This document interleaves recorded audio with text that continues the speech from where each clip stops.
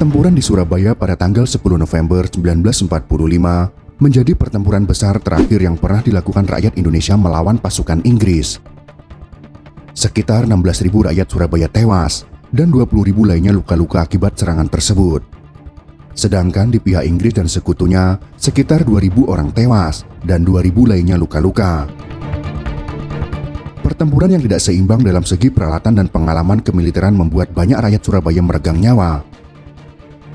Pada saat itu, tentara Inggris dan sekutunya yang menang dalam Perang Dunia Kedua berusaha melucuti pernyataan Jepang dan membebaskan tawanan yang ditahan oleh Jepang.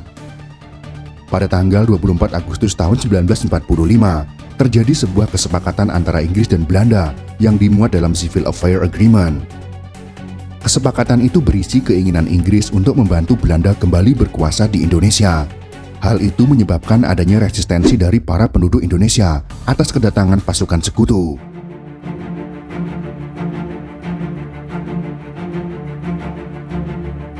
Kedatangan pasukan sekutu di Indonesia merupakan bagian dari Komando SEAC atau Southeast Asia Command yang berada di bawah pimpinan Laksamana Louis Mountbatten.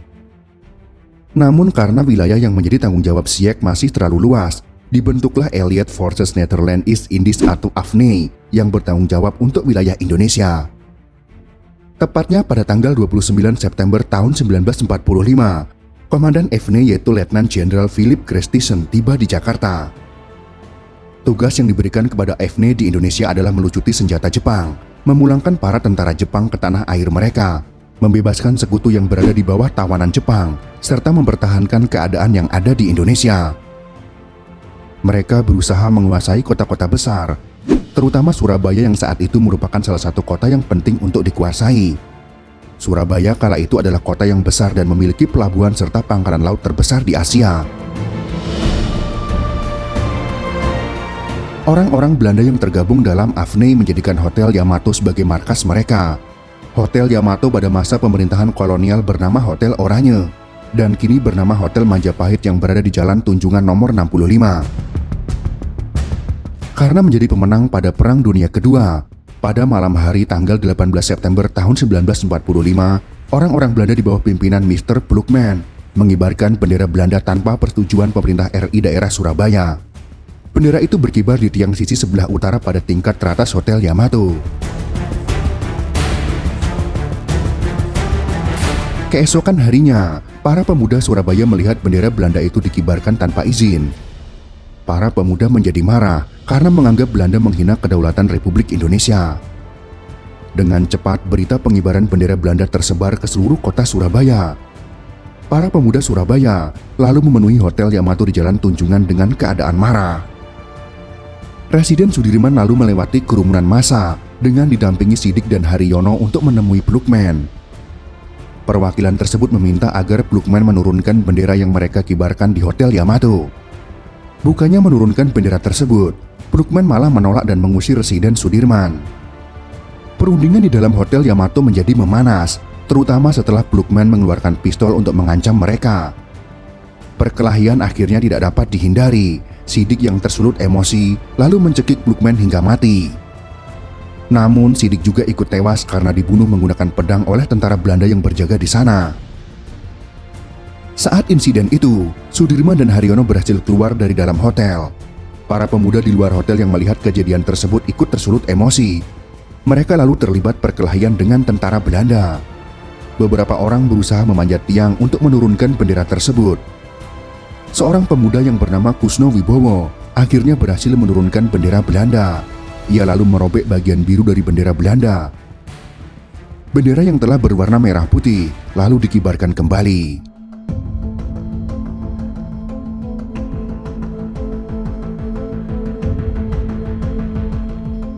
Tiga hari sebelumnya, yaitu pada tanggal 16 September tahun 1945, rakyat telah mengepung gudang senjata terbesar milik Jepang. Gudang senjata itu berada di Don Bosco. Saat itu gudang Don Bosco dijaga Dai 10360 Butai Kaisutiro Butai di bawah pimpinan Mayor Hashimoto. Pasukan Mayor Hashimoto ini terdiri atas satu detasemen tentara serta pegawai sipil yang berjumlah sekitar 150 orang. Mereka lalu bernegosiasi agar Jepang menyerahkan senjata kepada rakyat Indonesia. Pada awalnya Mayor Hashimoto menolak untuk menyerahkannya. pihak Jepang berencana menyerahkan gudang senjata itu kepada pihak sekutu. Para pemuda kemudian melakukan ancaman untuk mendesak Mayor Hashimoto untuk menyerahkan gudang senjata itu. Mayor Hashimoto akhirnya tidak memiliki pilihan lain selain menyerahkan persenjataan beserta gudangnya. Naskah serah terima gudang senjata lalu ditandatangani Hashimoto dan Yasin dengan Bung Tomo sebagai saksi penyerahan itu. Karena menguasai gudang senjata, sebelum kedatangan Inggris dan tentara sekutu, para pemuda Surabaya telah mempersenjatai diri. Para pemuda Surabaya telah siap menyambut kedatangan tentara Inggris. Pada tanggal 25 Oktober tahun 1945, pasukan AFNI mendarat di Surabaya, tepatnya di Tanjung Perak, yang dipimpin oleh Brigadir Jenderal Aberdeen Walter Soden Meleby. Mereka datang bukan untuk berperang, mereka datang untuk melucuti persenjataan Jepang di Surabaya. Kedatangan tentara Inggris tidak hanya melucuti persenjataan Jepang. Mereka datang membawa misi mengembalikan Indonesia kepada administrasi pemerintahan Belanda sebagai negeri jajahan Hindia Belanda.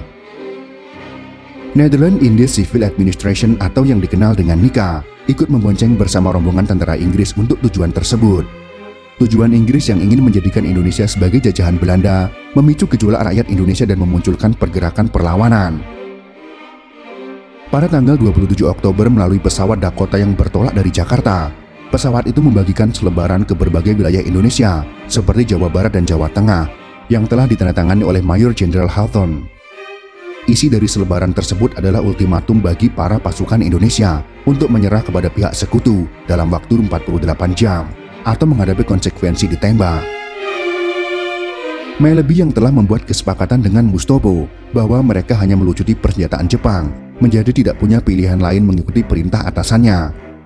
Kejadian tersebut menimbulkan rasa kebencian di Surabaya, sehingga muncullah seruan di radio untuk mengusir pihak Inggris dari wilayah Surabaya. Melihat berbagai tindakan yang dilakukan oleh pihak Inggris tersebut, semakin meyakinkan bahwa peperangan tidak bisa lagi dihindari. Pada tanggal 27 Oktober, tepatnya pada pukul 2 di siang hari, terjadi kontak senjata pertama antara rakyat melawan tentara AFNI dan pemerintahan NICA. Akhirnya berbagai pertempuran pecah di Surabaya. Gabungan antara TKR, polisi, dan juga Badan Perjuangan mengadakan serangan serentak ke pihak Inggris yang ada di kota Surabaya.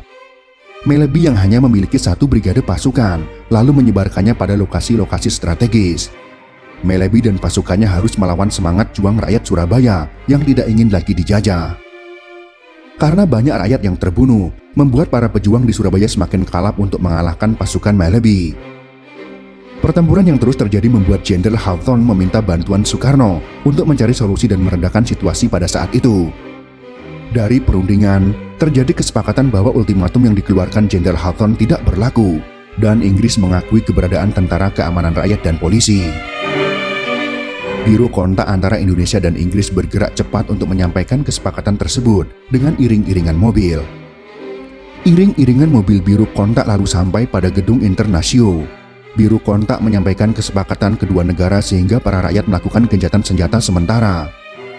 Perwakilan biro kontak lalu dikirim untuk berbicara dengan pasukan Inggris yang berada dalam gedung Internasio. Saat sedang berdiskusi, sebuah granat dilemparkan dari dalam gedung. Insiden tersebut membuat rakyat kembali marah dan melakukan serangan. Pada peristiwa itulah, Jenderal Meleby tewas.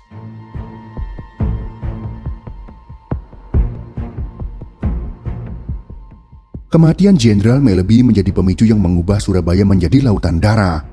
Inggris kemudian memberikan ancaman akan menuntut balas atas kematian salah satu petingginya. Usaha perdamaian coba dilakukan oleh petinggi Republik Indonesia, namun semua itu menemui jalan buntu.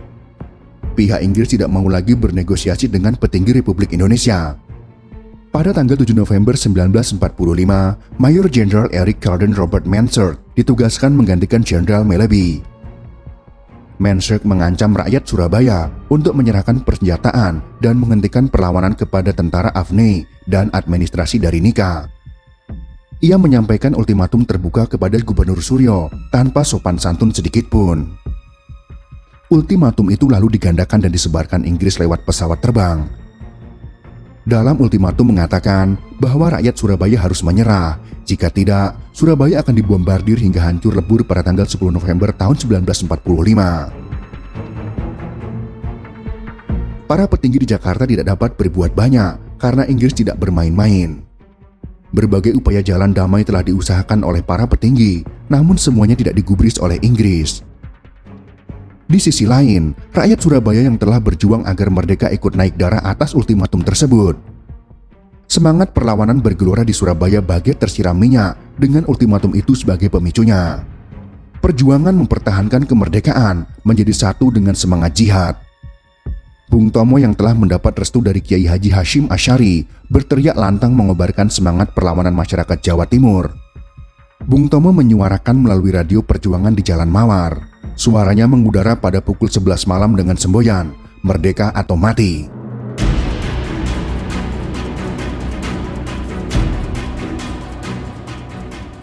Bismillahirrahmanirrahim. Merdeka! Saudara-saudara, rakyat jelata di seluruh Indonesia, terutama saudara-saudara penduduk Kota Surabaya, kita semuanya telah mengetahui bahwa hari ini tentara Inggris telah menyebarkan pamflet-pamflet yang memberikan suatu ancaman kepada kita semua.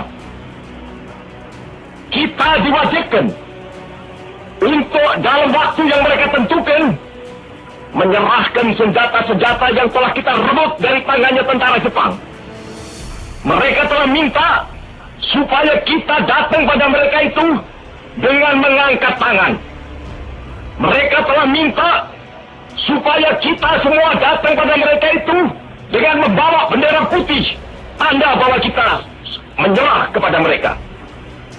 Saudara-saudara, di dalam pertempuran-pertempuran yang lampau, kita sekalian telah menunjukkan bahwa rakyat Indonesia di Surabaya, pemuda-pemuda yang berasal dari Maluku, pemuda-pemuda yang berasal dari Sulawesi, pemuda-pemuda yang berasal dari Pulau Bali, pemuda-pemuda yang berasal dari Kalimantan, pemuda-pemuda dari seluruh Sumatera, pemuda Aceh, pemuda Tapanuli, dan seluruh pemuda Indonesia yang ada di Surabaya ini, di dalam pasukan-pasukan mereka masing-masing, dengan pasukan-pasukan rakyat yang dibentuk di kampung-kampung, telah menunjukkan satu pertahanan yang tidak bisa dijebol, telah menunjukkan satu kekuatan sehingga mereka itu terjepit di mana-mana. Hanya karena taktik yang licik daripada mereka itu, saudara-saudara, dengan mendatangkan presiden dan pemimpin-pemimpin lainnya ke Surabaya ini, maka kita tunduk untuk memberhentikan pertempuran. Tetapi pada masa itu mereka telah memperkuat diri, dan setelah kuat, sekarang inilah keadaannya. Saudara-saudara, kita semuanya, kita bangsa Indonesia yang ada di Surabaya ini, akan menerima tantangan tentara Inggris itu. Dan kalau pimpinan tentara Inggris yang ada di Surabaya ingin mendengarkan jawaban rakyat Indonesia, ingin mendengarkan jawaban seluruh pemuda Indonesia yang ada di Surabaya ini, dengarkanlah ini, tentara Inggris. Ini jawaban kita. Ini jawaban rakyat Surabaya. Ini jawaban pemuda Indonesia kepada kau sekalian. Hei, tentara Inggris, kau mengendaki bahwa kita ini akan membawa bendera putih untuk takluk kepadamu. Kau menyuruh kita mengangkat tangan datang kepadamu. Kau menyuruh kita membawa senjata-senjata yang telah kita rampas dari tentara Jepang untuk diserahkan kepadamu. Tuntutan itu, walaupun kita tahu bahwa kau sekalian akan mengancam kita untuk menggempur kita dengan seluruh kekuatan yang ada, tetapi inilah jawaban kita. Selama banteng-banteng Indonesia masih mempunyai darah merah yang dapat membuat setarik kain putih, merah dan putih, maka selama itu tidak akan kita mau menyerah kepada siapapun juga. Saudara-saudara rakyat Surabaya, siaplah, keadaan genting. Tetapi saya peringatkan sekali lagi, jangan mulai menembak. Baru kalau kita ditembak, maka kita akan ganti menyerang mereka itu. Kita tunjukkan bahwa kita ini adalah benar-benar orang yang ingin merdeka. Dan untuk kita, saudara-saudara, lebih baik kita hancur daripada yang kita tetap. Merdeka atau mati. Dan kita yakin saudara-saudara, pada akhirnya pastilah kemenangan akan jatuh ke tangan kita. Sebab Allah selalu berada di pihak yang benar. Percayalah saudara-saudara, Tuhan akan melindungi kita sekalian. Allahu Akbar, Allahu Akbar, Allahu Akbar. Merdeka! Pidato Bung Tomo membuat semangat rakyat Surabaya berkobar. Mereka siap melawan pasukan Inggris walaupun harus berkorban nyawa. Seruan Inggris agar membawa kain putih sebagai tanda menyerah tidak dipatuhi oleh rakyat Surabaya. Ribuan pasukan Inggris dengan senjata lengkap kemudian didatangkan ke Surabaya. Peralatan tempur seperti tank, panser, dan meriam artileri dikerahkan. Tidak hanya itu, mereka juga didukung kekuatan utama armada laut serta armada udara mereka. Namun hal itu tidak membuat rakyat Surabaya gentar. Mereka telah siap mempertahankan kemerdekaannya.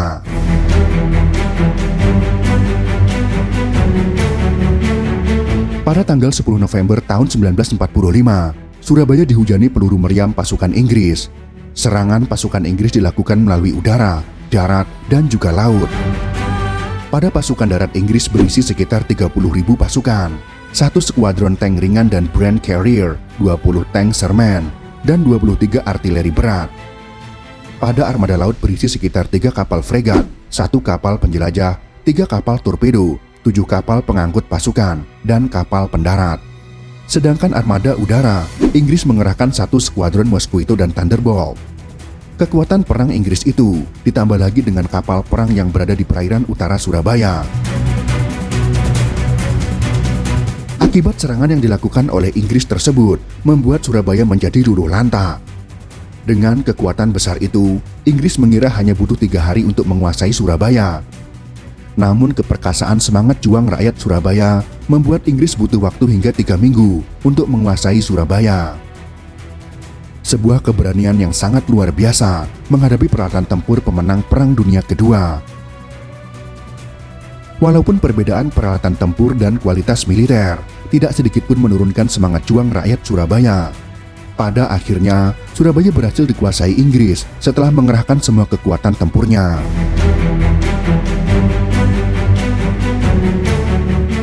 Walaupun mengalami kekalahan, namun dari pertempuran tersebut menunjukkan bahwa Indonesia siap melawan negara barat yang akan menjajah Indonesia. Mengetahui perbedaan persenjataan, rakyat Surabaya mengubah cara berperang secara langsung menjadi perang gerilya. Para rakyat Surabaya masih berjuang hingga berakhirnya agresi militer Belanda kedua. Dari peperangan 10 November, walaupun memenangkan pertempuran, Inggris kemudian menjadi negara netral setelah munculnya gerakan non-blok. Inggris tidak mau lagi menghadapi semangat juang bangsa Indonesia. Banyaknya pahlawan yang gugur pada tanggal 10 November tahun 1945, pemerintah Indonesia menetapkan tanggal 10 November sebagai Hari Pahlawan dengan didasari keputusan Presiden nomor 316 tahun 1959. Itulah sekelumit pembahasan tentang sejarah pertempuran 10 November tahun 1945. Semoga informasi sejarah ini bisa bermanfaat untuk kita semua. Jika kalian suka dengan video ini, silahkan berikan jempol ke atas. Dan jika kalian menganggap video ini bermanfaat, maka bagikanlah untuk teman-teman Anda yang lain. Terima kasih sudah menonton.